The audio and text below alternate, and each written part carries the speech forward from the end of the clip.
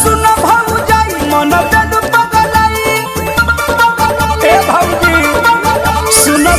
भौजाई मन बेद पगलाई बनी होलिया में जग कोई दिन के चोलिया पहिन के छिपावे रू मशीन के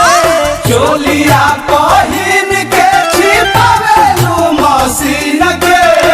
खोल के देखावना तो गाड़ी दे बगिन के खोल के देखावना तो गाड़ी दे बगिन के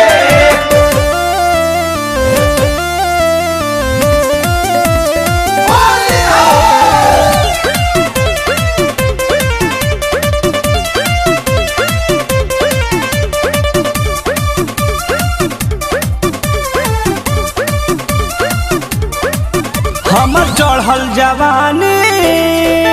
परेशानी बढ़ा देले बा आइल बा फगुनवा पानी धरा देले बा हमर चढ़ल जवानी परेशानी बढ़ा देले बा आइल बा फगुनवा पानी धरा देले बा चिकारी के मिजाज छोड़ देले बगलाज खोटला भर पहिन के चोलिया पहिन के छिपावे रू मशीन के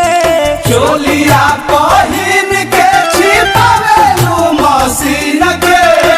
खोल के देखावना तो गाड़ी दे बगिन के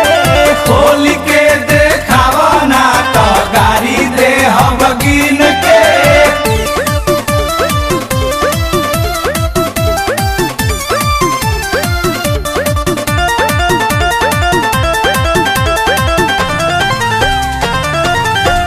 कहे कृष्णा बेदर्दी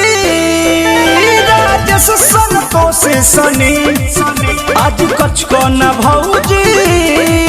गले में होली मनी कहे कृष्णा बेदर्दी राजेश संतोष सनी आज कछ को न भौजी गले में होली मनी कहे शेखर सजन पर मध के बमन ये होले जब पिचकारी के छीन के चोलिया पहिन के छिपावे रू मशीन के चोलिया पहिन के छिपावे रू मशीन के खोल के देखावना तो गाड़ी दे बगिन